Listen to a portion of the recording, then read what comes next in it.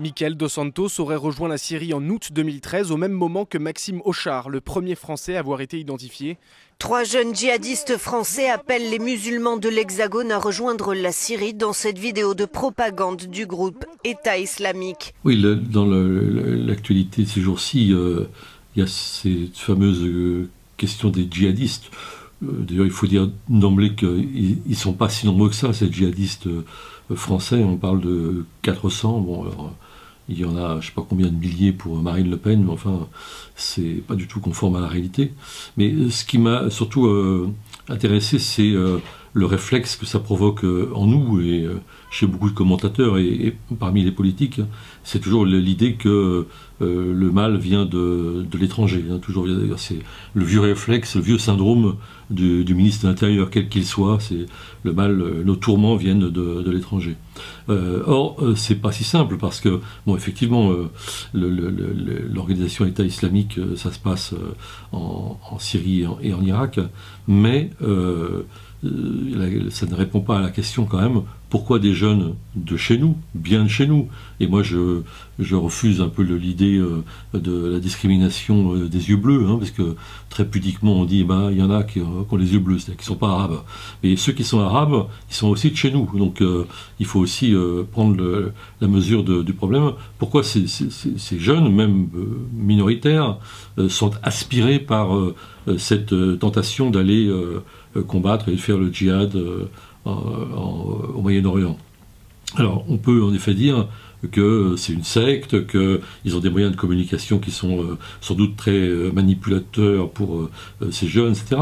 Mais on peut aussi s'interroger sur notre société, c'est-à-dire nous tendre à nous-mêmes le miroir et nous demander quelle est cette société, la nôtre, qui finalement n'a rien à proposer comme projet collectif et au contraire montre une société qui est extraordinairement inégalitaire, très injuste, avec des politiques qui expriment de plus en plus leur impuissance, se trouvent des excuses pour tous leurs accommodements et leurs connivences.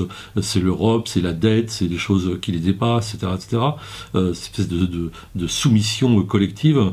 Et moi je crois que ça joue beaucoup. Alors bien sûr ça se manifeste de façon très différente et fort heureusement tous les jeunes qui refusent cette soumission et cette société très déprimante, très dépressive, ne deviennent pas djihadistes. Mais enfin, il faut aussi s'interroger sur nous-mêmes et se tendre à nous-mêmes le miroir.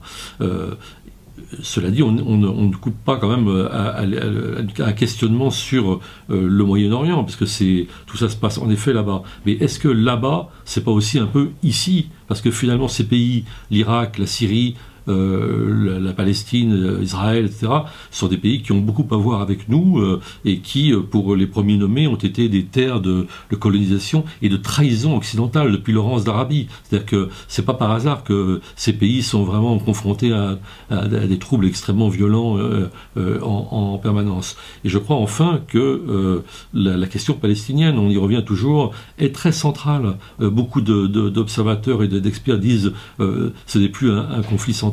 Ils se trompent. Ce n'est peut-être plus un conflit central dans l'esprit de Barack Obama qui lorgne vers l'Asie, mais c'est un conflit central dans la conscience de beaucoup de nos jeunes, de nos concitoyens, et dans le monde arabe en général. Et donc, tant qu'il y aura cette espèce de défi à la morale et au droit qui se répète jour après jour, où les Occidentaux sont complices de cette colonisation, il y a une sorte de bras d'honneur ou de déshonneur qui est fait à des populations qui sont sensibles à ce conflit. Je pense qu'on aura des jeunes qui se fourvoieront et qui iront mener ce djihad avec une secte qu'il faut combattre, mais à laquelle il faut aussi retirer les mauvaises causes qu'elle usurpe.